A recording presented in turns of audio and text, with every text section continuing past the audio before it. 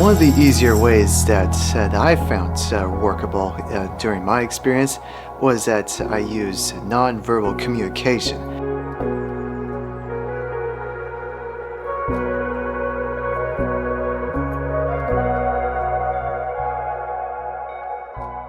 One of the easier ways that I found workable during my experience was that I use nonverbal communication.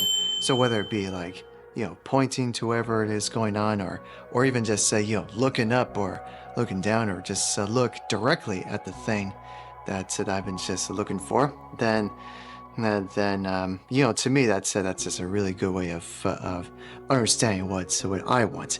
Now, nonverbal communication to me, at the time was one of the easiest forms of communication. I didn't really quite learn how to speak that much until I was 5 years old, and just kept on going and forming these different senses. But to me,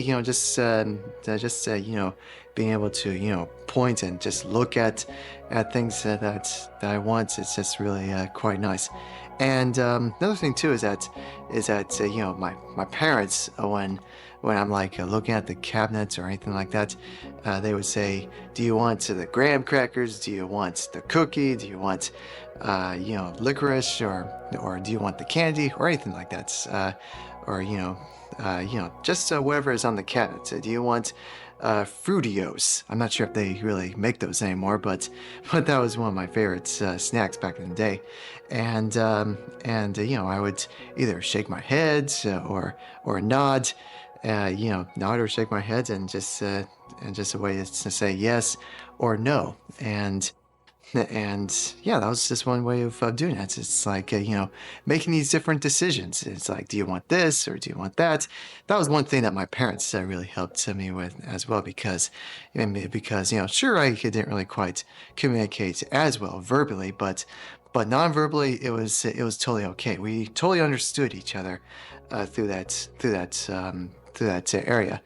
And back then, we didn't really quite have a lot of tablets or phones or any of these fancy little gadgets, and I kind of figured that one of the easier ways of understanding what kids want would be, go to a tablet, and I believe they have those little applications where you can just touch on a button to say what the child really wants.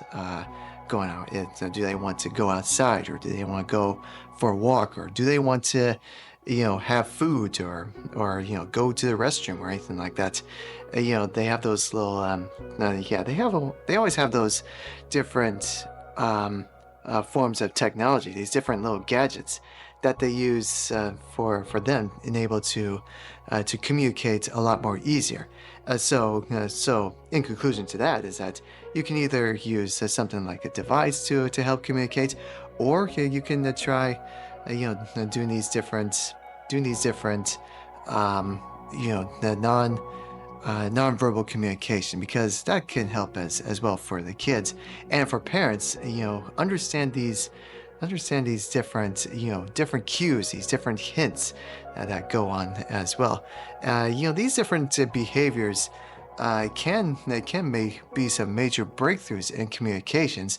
We just gotta find what they are, even if they are very, very, very small hints of communication that are nonverbal.